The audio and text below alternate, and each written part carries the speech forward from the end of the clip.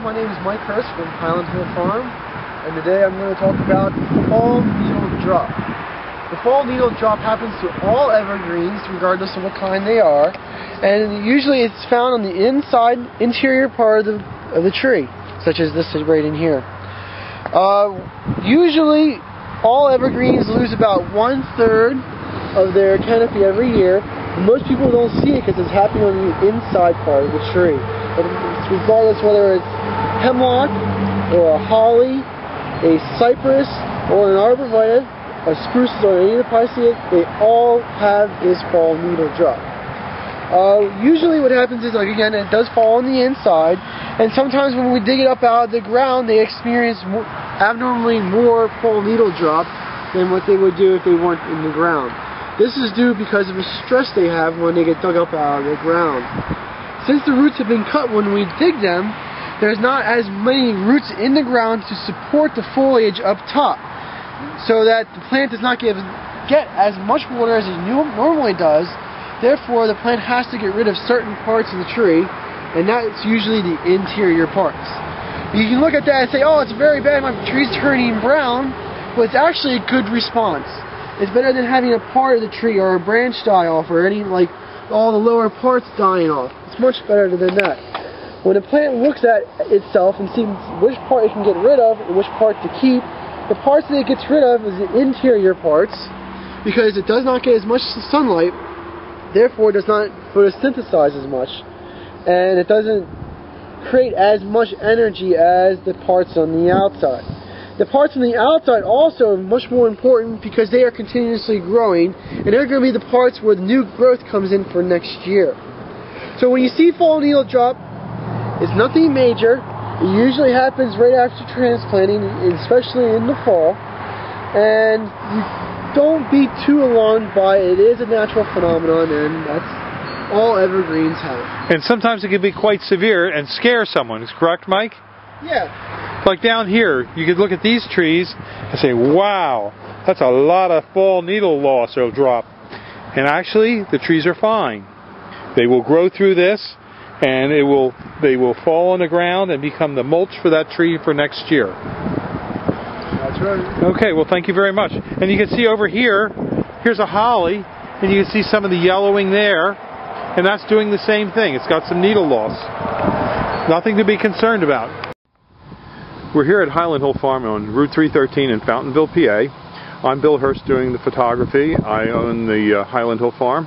And this is Mike Lewis of Lewis Wholesale Nursery. Mike is one of the premier growers that we use here at Highland Hill Farm. We also grow a lot of arborvitaes, but we are supplied by Mike. He's right across the street from our nursery and our operation. And Mike is an expert on raising arborvitaes.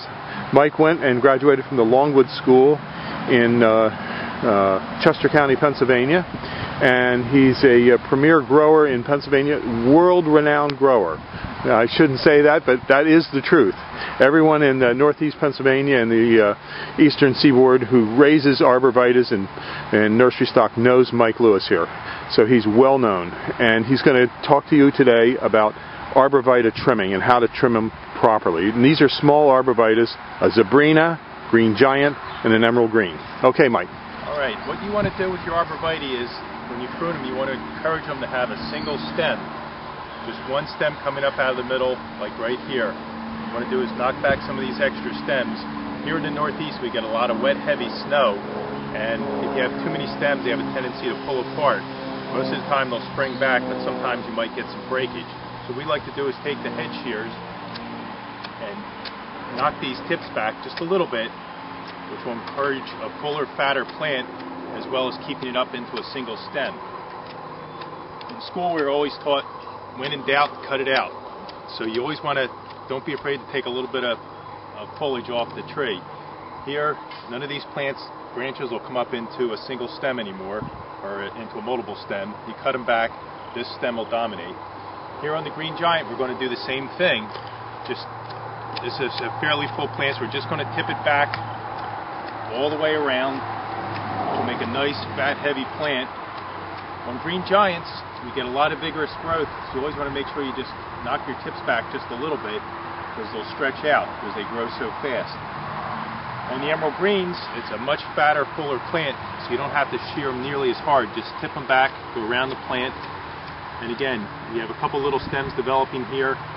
Just trim it back, so you just have one stem coming up to the top, and that'll make a nice full plant, which is what you want.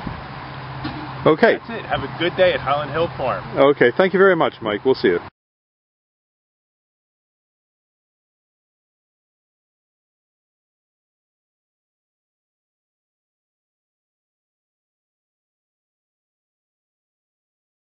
Highland Hill Farm on Route 313 in Fountainville, PA. And we have a lot of other types of hollies for you. For example, that's the green luster holly. And we have more hollies, as well as boxwood, and many other kinds of trees, plants, and shrubs.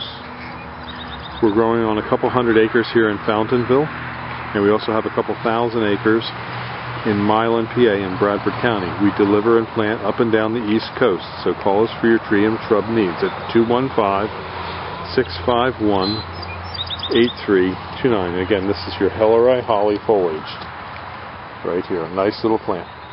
On cypresses, the emerald green is a great plant for creating a barrier. The problem with the emerald green is it is not deer resistant. It'll grow to 10 to 15 feet with this real beautiful emerald green colored foliage. Give us a call at 215-651-8329 for your tree and shrub needs. Thank you. This is Bill Hurst. Or see us at seedlingsareus.com.